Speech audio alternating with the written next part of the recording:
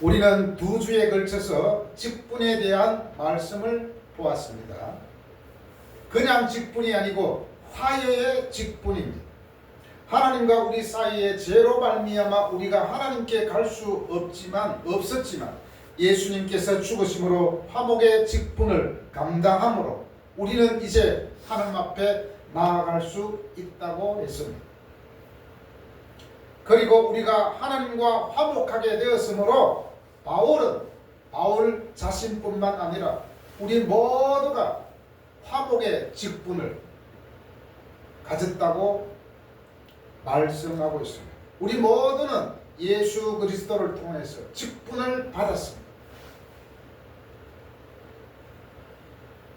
이것처럼 화목 직분에 대하여 말한 바울은 오늘 말씀에서는 그 화목 직분을 수행하기 위한 실천적인 부분을 다루고 있습니다. 바울은 우선적으로 오늘 3절에서 우리가 이 직분이 비방을 받지 않게 하려고 무엇에든지 아무에게도 거리끼지 않게 하고 있다라고 말하고 있습니다. 이것은 바울 자신이 하나님의 일꾼으로 복음 전하는 사역자로서 하나님의 복음을 전하기 위해서 화목의 직분을 수행하기 위한 선서와 같은 말씀입니다. 나는 하나님의 복음 전하는 일꾼으로서 나는 이렇게 하고 있고 앞으로도 변함없이 이렇게 하겠다고 선서하는 것과 마찬가지입니다.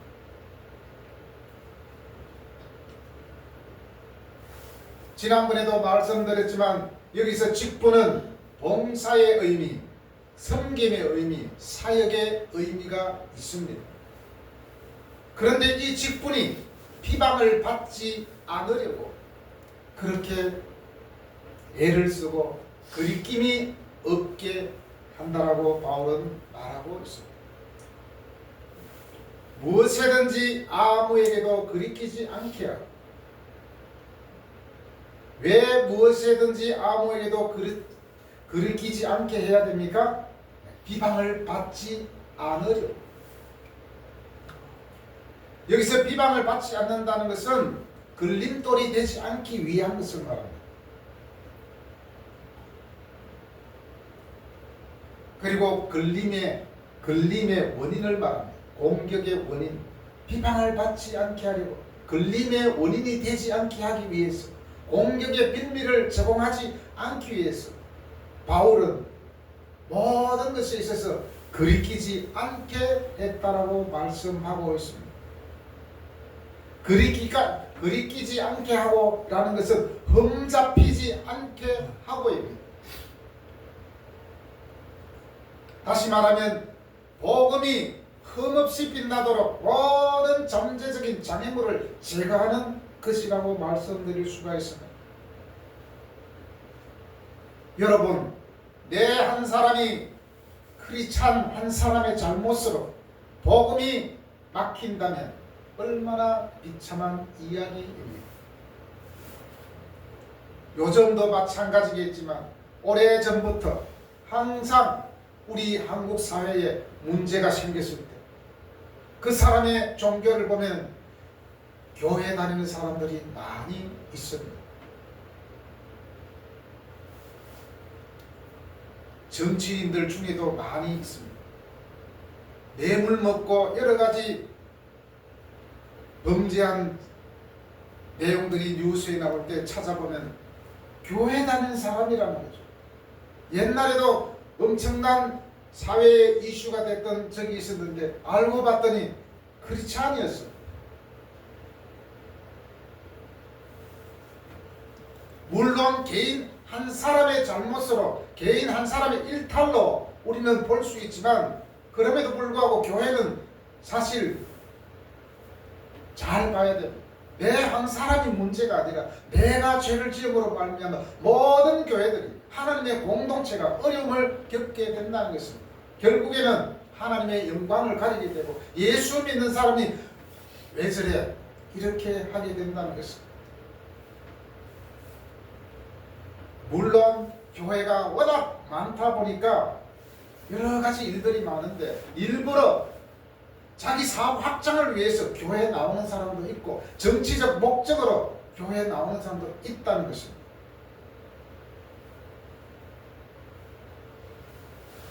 어쨌든 교회 다니는 사람들이죠. 과연 그 사람들이, 저를 비롯해서 그 모든 사람들이 오늘 바울의 이 선서를 제대로 보았다면 그러지 않을 것이라는 거죠. 바울은 복음을 전하는 데 있어서 장애물이 되지 않게 하기 위해서, 자신이 장애물이 되지 않기 위해서 모든 것에서 아무에게든지 거리낌이 없게 했다는 것입니다. 나의 잘못으로, 나의 어떤 범죄로 말미암아 교회가 세워지지 않고 복음이 증거되어지는 데 방해가 됐다면 그것을 막기 위해서 지금 바울은 자신의 정체성을 확실하게 하고 마치 선서와 같이 그렇게 말하고 있는 것입니다.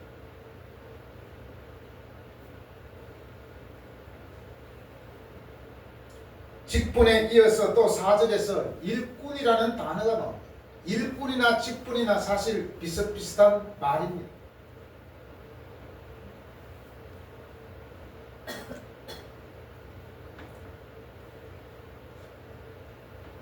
나의 일터에서, 사업장에서, 내 삶에서 끊임없이 우리는 하나님의 일꾼이라는 것을 잊지 말고 일을 해야 됩니다. 나는 목회자가 아니기 때문에, 나는 교회가 잘 안 나가기 때문에, 나는 집사도 아니고 장로도 아니고 권사도 아니기 때문에 나는 상관없어가 아닙니다.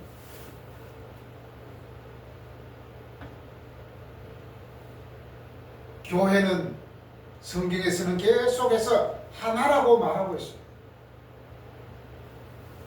교회를 비유하기를 예수님의 몸이며 또한 우리의 모든 성도들은 손발, 몸의 신체의 어떤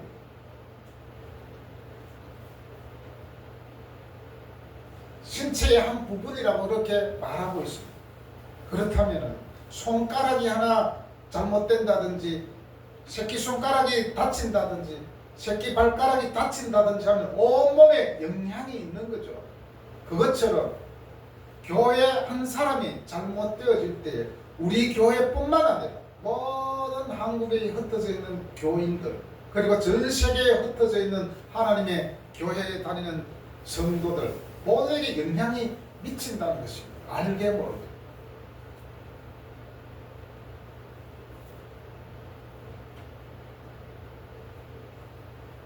어느 마을에 중요한 길이 하나 있었습니다. 사람들이 시장에 가고 아이들이 학교에 가고 노인이 병원에 가는 그러한 길이었습니다. 어느 날 그 길 가운데에 작은 돌 하나가 놓였습니다. 이 정도쯤이야 괜찮겠지. 그렇게 말하고 아무도 그 돌을 치우지 않았습니다. 하지만 어떤 아이가 넘어졌고 노인은 발을 헛디뎠으며 결국 사람들은 그 길을 불편한 길이라 부르기 시작했습니다. 자, 여기에서 길이 문제일까요? 목적지가 문제일까요? 아닙니다. 바로 길 위에 놓인 작은 걸림돌 하나가 문제였습니다. 나 한 사람은 괜찮겠지라고 생각할 수 있지만 그 한 사람이 작은 걸림돌이 되어서 다른 사람들이 다치게 돼요. 복음이 전해지지 않고 하나님의 영광을 가릴 수 있다는 것입니다. 우리 모든 크리스찬은 하나님의 일꾼으로 부르심을 받았다는 것입니다. 그 사실을 우리는 명확하게 알고 있어야 됩니다. 바울은 사실 가문으로 보나 학벌로 보나 부럽지 않는 그런 사람이었습니다. 그는 사도가 되기 전에는 예수 믿는 사람들을 잡아 가두고 핍박하고 죽이는 그러한 역할을 한 사람이었습니다. 그러나 그는 예수님을 만나고 나서는 그 반대로 예수님을 전하며 목숨을 걸었습니다. 여러분 예수를 믿고 이제는 크리스찬으로 자부심을 느끼며 아주 편안하게 살 수 있습니다. 왜냐? 공부도 많이 했고 가문도 좋고 여러 가지로 부족함이 없기 때문에. 그런데 바울은 자기 스스로 모든 고난을 감수하면서 복음을 전하는 복음의 일꾼이 되었다는 것입니다. 여러분, 우리는 편하게 교회에 다니고 있지만 교회는 결코 편하게 세워지지 않았다는 것이죠. 예수님의 십자가 위에 바울뿐만 아니라 수많은 크리스찬의 순교와 희생으로 세워졌다는 것입니다. 붉은 피로 말미암아 교회가 세워져 왔다는 것입니다.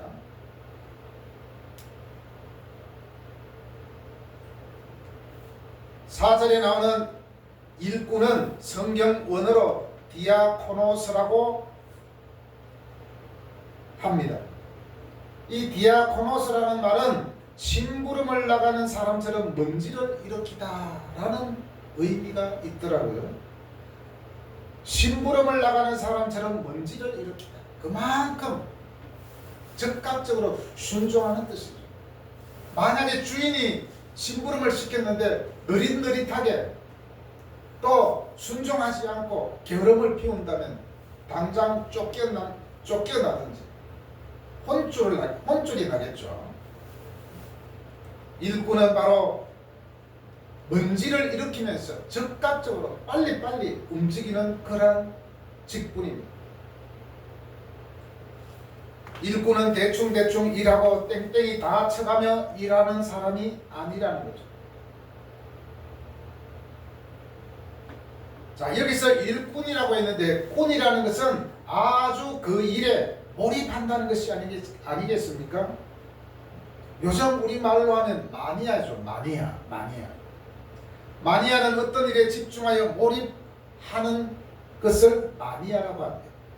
바로 일꾼이 그렇다는 거죠. 꾼자가 붙은 게 많잖아요.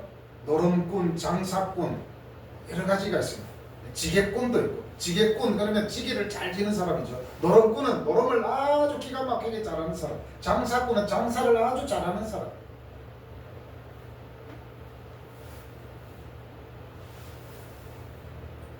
바울은 바로 하나님의 일꾼으로 자천했다고 합니다. 여기서 자천했다는 것은 내가 억지로 누군가의 강요로 하는 것이 아니라는 겁니다. 그리고 자기 스스로를 과시하거나 어떤 외부적 권위에 의지하여 자기의 지위를 보장받지 않겠다는 그러한 의미가 있습니다. 바울은 모든 방법을 동원하여 하나님을 섬겼음을 입증하려는 것입니다. 그래서 일꾼이라고 그렇게 표현했습니다. 자천했다는 것은 뭐든지 자원해서 자발적으로 한다는 그러한 말입니다. 그리고 이 자천이라는 말에는 하나님의 일꾼으로 부르심을 받은 것에 대한 확신이 있다는 그러한 의미가 있습니다.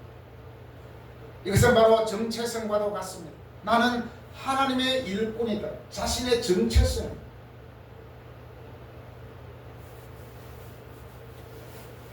성경은 전체에서 우리에게 말씀하는 것이 있는데 그것은 바로 하나님은 누구인가? 나는 누구인가라는 것입니다. 많은 사람들은 이렇게 생각합니다. 자신의 정체성을 깨닫지 못하여 방황하고 인생을 허비하는 사람들이 있는데 우연히 성경책을 읽다가 또 자기 자신 누구인지 알고 싶어서 누군가가 전해준 그 성경책을 읽다가 여기에 내 정체성이 있구나. 하나님은 누구이며 또 나는 누구인지 성경을 통해서 발견한 수많은 사람들이 나중에 그 정체성 때문에 복음을 전하고 예수를 전하는 사람들이 얼마나 많이 있었습니까?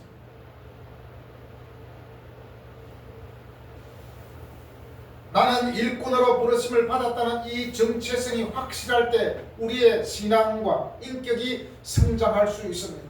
대부분은 정체성의 문제라는 거죠.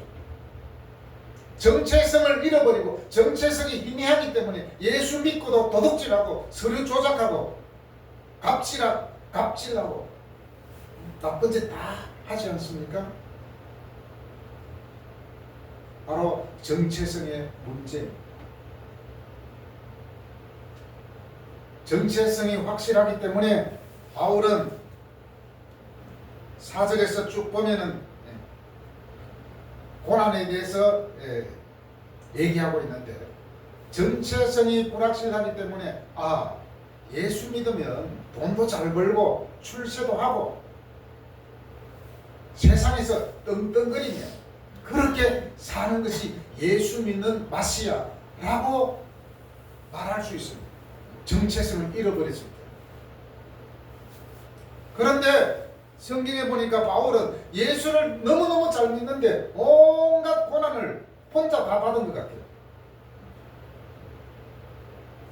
환난과 궁핍과 고난과 매맞음과 갇힘과 난동과 수고로움과 자지 못함과 먹지 못함과 모든 고난을 다 감수했습니다.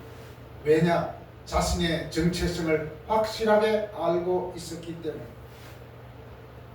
예수 믿으면 당연히 복을 받고 건강하게 되고 장수하게 되고 여러 가지로 좋은 일이 많아야 되는데, 만약에 우리가 어려움을 당하고 소외감을 당하고 여러 가지 문제가 생긴다면 과연 제대로 예수 믿는 사람이 있을까요? 그런데 바울은 비록 편안하게 예수 믿고 편안하게 살아갈 수 있었지만, 그러나 그는 예수님을 만난 후에 모든 고난을 혼자 감수하면서 복음을 전하는 그러한 사람이 되었습니다.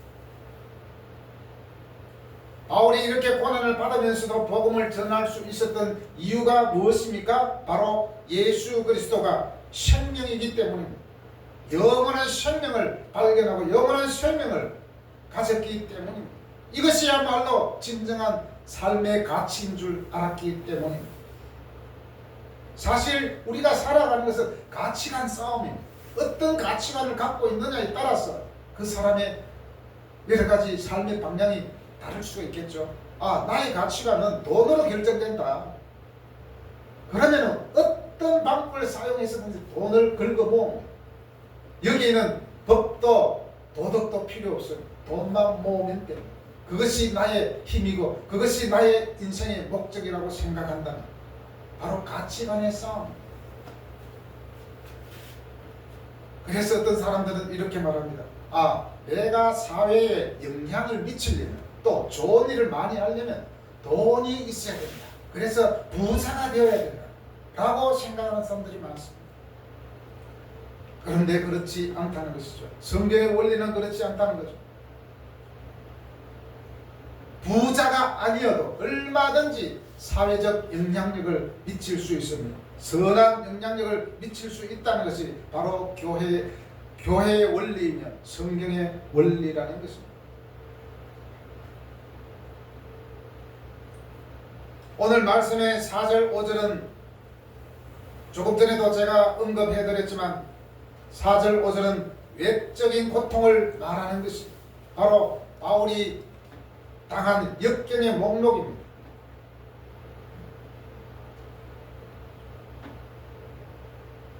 바울은 몽둥이로 맞기도 하고 또 갇히기도 하고 난동을 당하기도 했습니다.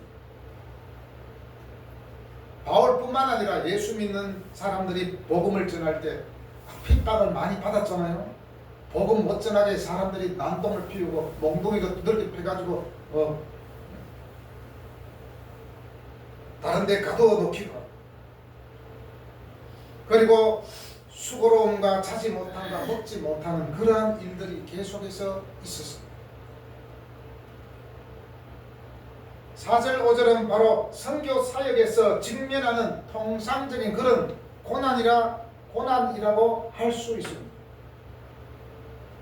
자, 이러한 바울의 여러 가지 고난의 목록이 있음에도 불구하고 그는 자신의 정체성을 확실히 하고 있었기 때문에 그 마음을 지켰다는 것이죠. 6절 말씀 보겠습니다. 6절에 보면 뭐라고 되어 있습니까?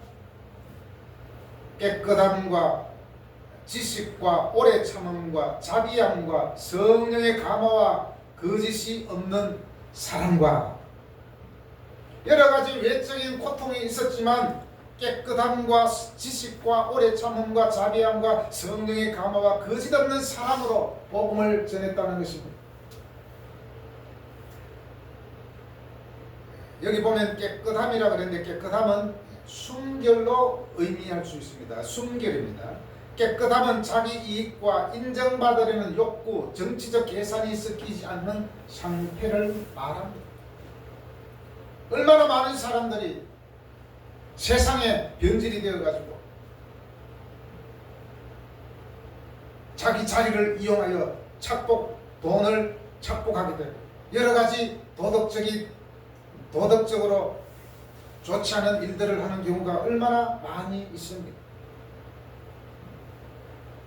바로 그것들로부터 깨끗해야 된다는 것입니다. 특히 요즘에는 인터넷과 SNS 여러 가지 언론 매체들이 발전해 있기 때문에 나의 잘못이 다 드러나게 돼 있다는 것입니다. 핸드폰 포렌식 하면 다 나오게 된다는 거죠. 컴퓨터 다 뒤집으면 또 다 나온다는 거죠. 더욱더 오히려 순결함을 잃지 말아야 되는 그런 시대에 우리가 살아가고 있습니다. 알고 봤더니 이 사람 예수 믿는 사람이네. 알고 봤더니 이 사람 목사님이네. 그렇게 되면 결국에는 세상의 소금과 빛의 역할은 고사하고 사람들이 밟고 지나가는 그러한 조롱거리가 될 수 있다는 것입니다. 바울은 자신의 삶, 즉 그리스도를 닮지 못한 자신의 삶이 다른 사람들에게 복음의 메시지를 전하는데 얼마나 큰 걸림돌이 될 수 있는지 잘 알고 있었습니다. 여기서 깨끗함은 하나님의 거룩함을 반영하는 것입니다.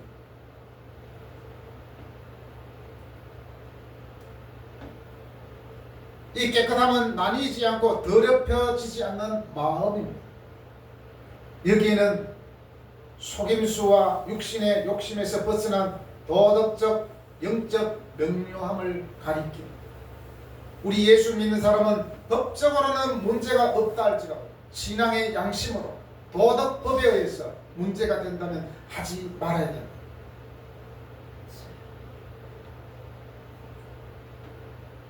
순결함은 바로 사도적 진실성을 지키는 안전장치이며 사탄의 속임수에 대한 방어책이라는 것입니다.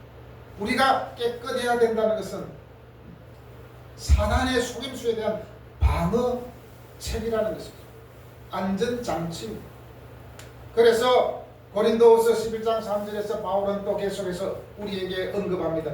너희 마음이 그리스도를 향하는 진실함과 깨끗함에서 떠나 부패할까 두려워하노라. 우리도 이런 고백이 있어야 돼요. 우리의 마음이 그리스도를 향하는 진실함과 깨끗함에서 떠나 부패할까 두려워하는 그 마음, 그것이 바로 깨끗한 마음이 아니겠습니까?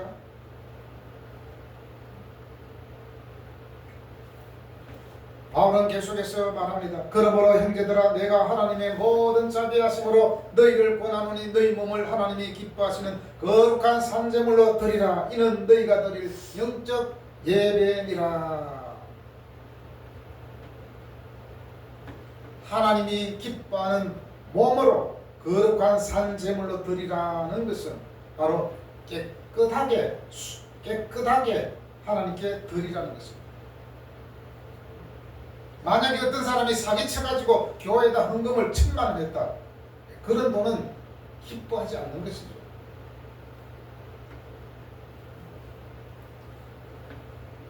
그리고 바울은 깨끗함과 지식과 그랬습니다. 지식.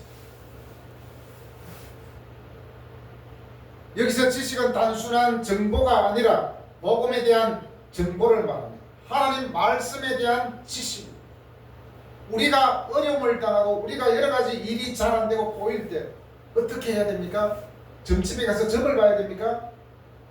그렇지 않습니다. 바로 하나님 말씀을 통해서 하나님에 대한 지식을 길러야 돼요. 그래야만 그것이 힘이 되고 우리가 타락하지 않을 수 있는 역할을 바로 하나님의 말씀이 감당한다는 것입니다.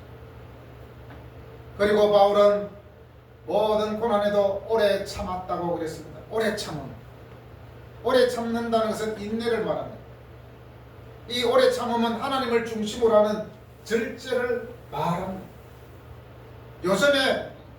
요즘 세상은 얼마나 풍성한지 모릅니다. 먹을 것, 마실 것, 볼 것, 여러 가지로 얼마나 풍성한지 모릅니다. 먹을 것이 넘쳐나, 마실 것이 넘쳐나. 그래서 음식 찌꺼기도 얼마나 많은지 모릅니다. 하나님을 중심으로 하는 절제, 오래 참음은 바로 절제. 오래 참지 못하고 절제하지 못하기 때문에 폭식을 하게 되고 또 오래 참지 못하기 때문에 여러 가지 사고가 나는 것을 보게 됩니다. 오래 참음은 바로 하나님의 성품입니다.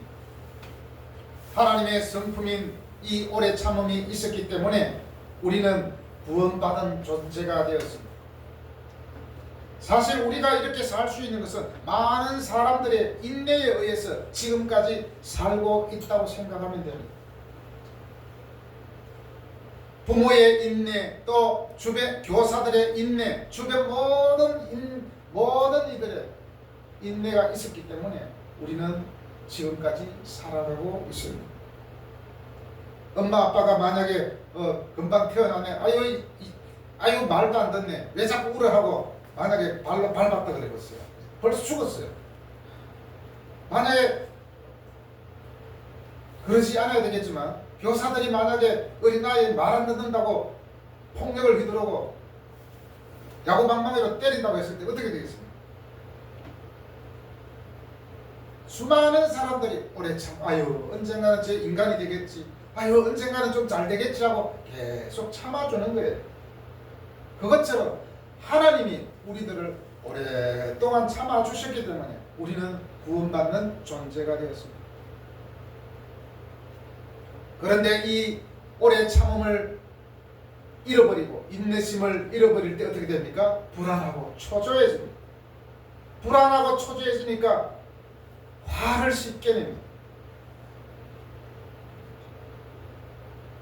바로 우리는 지금 화를 부르는 세상에 살고 있습니다. 조그마한 일에도 우리는 화를 내고 서로 싸우고 사람을 죽이고 방화 사건을 일으키고 그런 일들이 얼마나 많은지 모릅니다. 다 이것은 인내하지 못하기 때문에 온 것이라고 성경에서 말씀하고 있습니다. 인내는 예수님과 함께함으로 가능합니다. 그래서 우리는 성령님께 의지해야 됩니다. 내 스스로 인내하는 것이 아니라 바로 하나님께, 성령 하나님께 간구하고 의지해야 됩니다.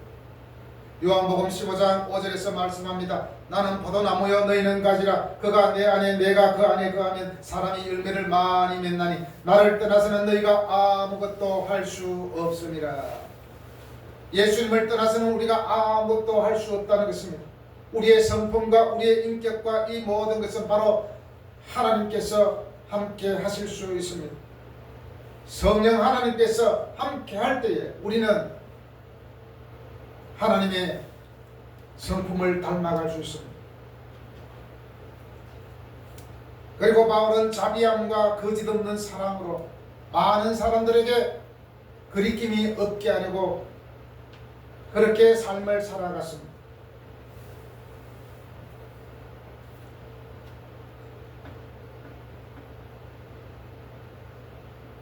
옛날에도 그런 일이 많았지만 요즘에는 더 많은 것 같습니다. 사랑도 서로 이용해 먹는다는 것이죠. 이용해 먹으려는 사랑, 그런 가짜 사랑이 아니라 거짓이 없는 그런 사랑은 바로 주님의 사랑으로 복음을 전했다는 것입니다. 이 모든 것이 인간적인 수양의 결과가 아니라 성령 안에서 가능했다는 그러한 말씀입니다.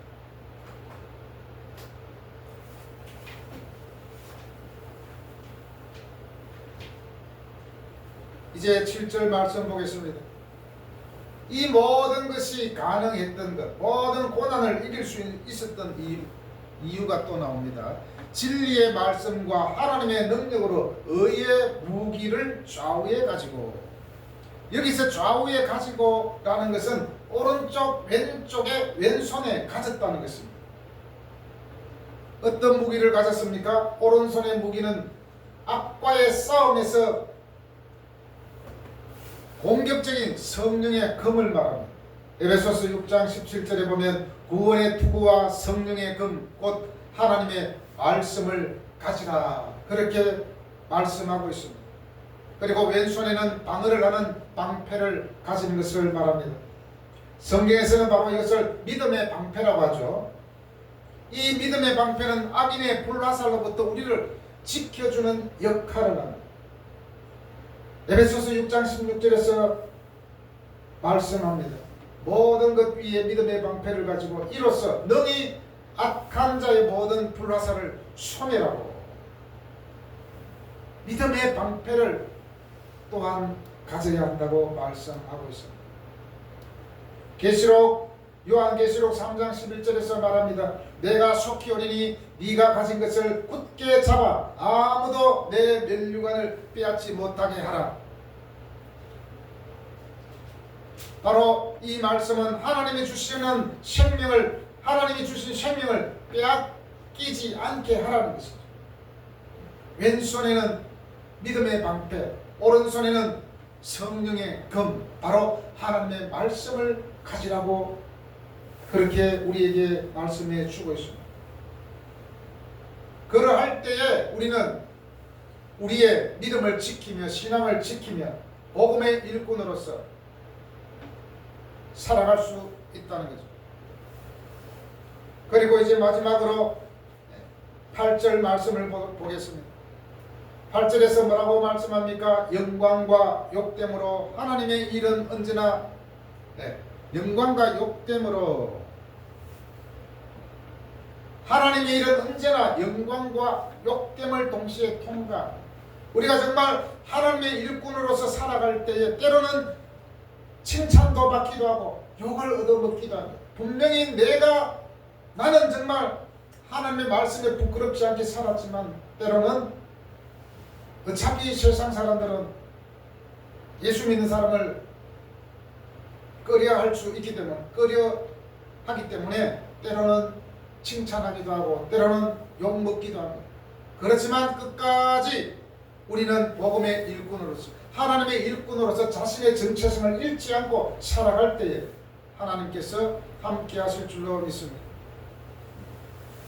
그리고 악한 이름과 아름다운 이름이라고 했습니다. 한마디로 우리가 좋은 일을 함에도 불구하고 때로는 평판은 극단적으로 갈릴 수가 있습니다. 어떤 사람은 저 사람은 거짓 선동자다 라고 말할 수 있습니다. 그러나 어떤 사람은 진짜 하나님의 사람이구나 라고 또 생각하는 사람도 있습니다. 바울은 좋은 평판이 있을 때만 사역한 것이 아니라 오해와 비난 속에도 멈추지 않았습니다.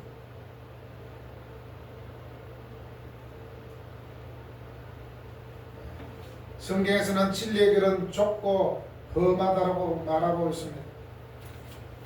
사랑하는 여러분, 우리는 화해의 직분을 받았습니다. 그리고 하나님의 일꾼으로 우리는 부르심을 받았습니다. 그 부르심에 우리가 확신하며 우리의 정체성이 무엇인지 정확하게 알았어. 그것을 날마다 우리에게 기억하며 마음에 새길 때에 우리는 여러 가지 신앙의 길을 갈 때에 어려움이 있다 할지라도 우리의 마음은 늘 성령님께서 함께 하셔서 진리의 말씀과 하나님의 능력으로 의의 무기를 좌우에 가지고 끝까지 승리하게 될 줄로 믿습니다. 기도하겠습니다.